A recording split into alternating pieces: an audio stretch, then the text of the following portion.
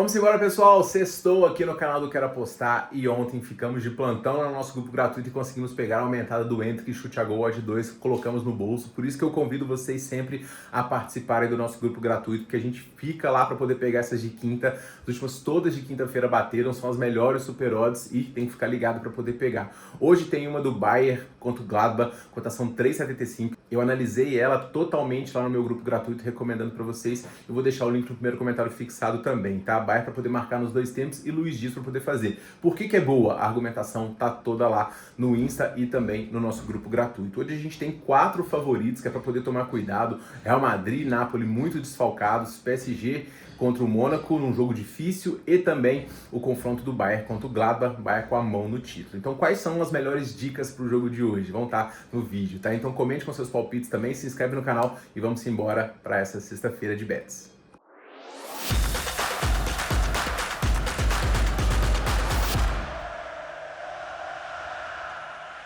Vamos embora, pessoal, que sextou e hoje a gente começa com um confronto interessante de Celta de Vigo e Real Madrid. Primeira coisa que eu digo é, você vai olhar para essa cotação do Real Madrid e vai pensar, caraca, é o Real Madrid com uma odd alta sim, mas isso se justifica pela quantidade de desfalques que o Real Madrid tem para o confronto de hoje. Vou falar só para vocês uns nomezinhos. Alaba, Bellingham, Camavinga, Ceballos, Militão, Hilgensen, Mastantuono, Mbappé e Rodrigo. Olha o tamanho da lista. Então é quase que um Real Madrid não reserva, mas fica um Real Madrid misto, né? Obviamente o time ainda tem muitos jogadores de qualidade. O próprio Vinícius Júnior vai jogar, o Tchouaméni, o Güler, mas ao mesmo tempo o Real Madrid tem um confronto de Liga dos Campeões na próxima semana e a briga, né, pelo título espanhol ficou um pouquinho distante, com o Barcelona abrindo 4 pontos. Mais do que isso, o Real Madrid vem de 2 derrotas seguidas, uma para a equipe do Sassuolo e a outra em casa para a equipe do Getafe. No último confronto o jogo ficou 1-0, tá? Então o Real Madrid chega muito pressionado para o confronto de hoje e ele tem que dar resposta. O grande problema é que ele vai enfrentar o time do Celta, que chega num momento muito forte, com 4 vitórias seguidas, apenas 2 derrotas nos últimos 10, o ataque funcionando muito bem e à frente com a Iglesias Lopes e Swedberg muito ofensiva e muito produtiva nesse 3-4-3 do Celta, que briga no momento aqui no Campeonato Espanhol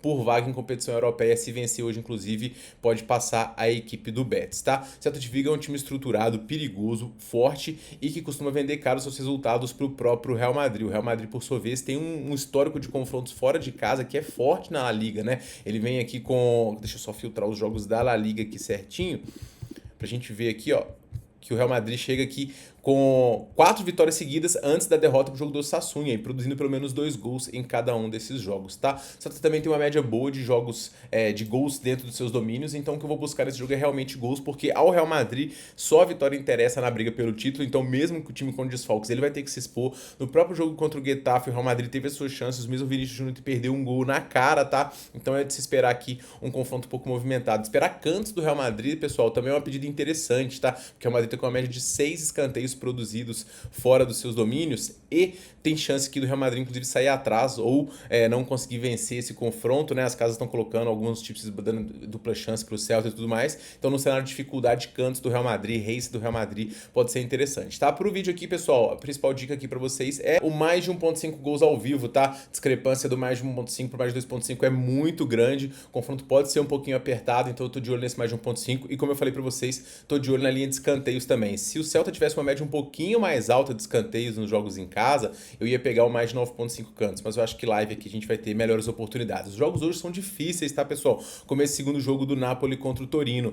Napoli que também, se a gente ver na prévia aqui, tá cheio de desfalques, tá? Mas esses desfalques do Napoli pelo menos são mais frequentes. O Napoli chega para esse jogo aqui na terceira colocação, está 14 pontos distante da Inter, então assim, o título já foi, mas tá cheio de gente de olho na vaga do Napoli para a Liga dos Campeões. Então o Napoli quer ficar aqui entre os 4 primeiros, tá? O time vem aqui numa sequência invicta em casa nos últimos 10 jogos com 6 vitórias nesse interim, mas tomando gol em quase todos esses confrontos, tá? No geral, o time vem de uma vitória boa diante do Hellas Verona fora de seus domínios e foi a 4ª vitória nos últimos 10. O Napoli vive um momento oscilante. O Torino, por sua vez, chega para esse jogo aqui após encerrar uma sequência de derrotas também. São 6 derrotas nos últimos 10 jogos. O Torino que com essa vitória no último jogo conseguiu abrir alguns pontinhos aqui da zona de rebaixamento. No momento são 6, então essa vitória foi muito importante para o Torino. Só os jogos da Inter de Milão tem uma média maior do que a do Torino de mais de 2,5 gols, uma média de 2,74 gols por partida, tá? Esse jogo, pessoal, ele coloca frente a frente aqui dois ataques que são muito fortes, duas defesas que são titubeantes. Eu também vou pegar o mais de 1,5 gols ao vivo, tá?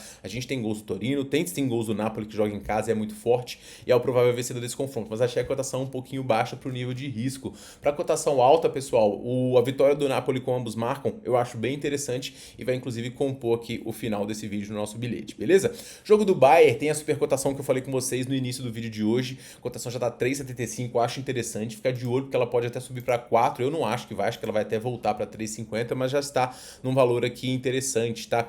E o Bayern de Munique, ele chega para este confronto após uma grande vitória diante do Borussia fora de casa por 3-2, gol no finalzinho, foi a quarta vitória seguida. Os jogadores do Bayern até declararam que o campeonato havia acabado, né? Abrindo 11 pontos aqui, faltando 12 rodadas, realmente a situação ficou muito complicada. Esse é o grande risco deste confronto, inclusive, o Bayern se relaxar um pouquinho, até porque tem confronto de Champions na próxima semana e não vai contar com seu artilheiro Harry Kane, mas ainda assim a média de gols do Bayern, tanto em primeiro quanto em segundo tempo, ela é muito forte no geral também. Os jogos do Bayern, inclusive de sexta-feira, o Bayern fez pelo menos 3 gols e venceu todos esses jogos, então o Bayern chega muito forte, até porque vai enfrentar um adversário frágil também, que é o Gladbach, que apesar da vitória diante do Union Berlin, ainda segue aqui numa situação de 12º colocado, apenas 3 pontos acima da zona de rebaixamento, tá? Então a gente tem aqui um time que é muito forte, que mesmo com a ausência do Kane, vai jogar o Nicolas Jackson, que busca espaço no time, que é um jogador que tenta bastante, Musiala e o próprio Luiz Dias dos outros lados, pegando justamente um Gladbach que tem dificuldade de defender essas pontas,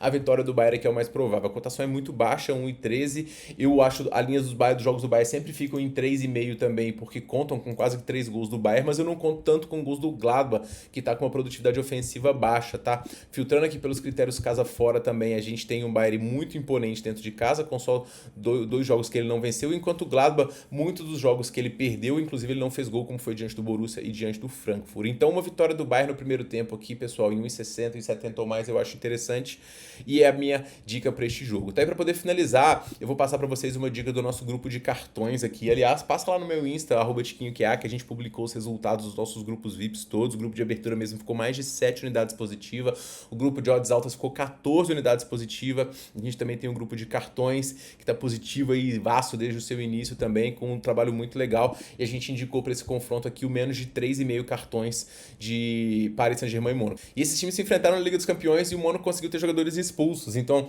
o grande ponto é que nos jogos do Campeonato Francês, o PSG é quem tem a menor taxa de cartões amarelos sofridos, e o Mônaco também é um time que tem uma média de cartões super baixa, tá? Então a média do PSG é a menor da liga, a do Mônaco também é uma média baixa.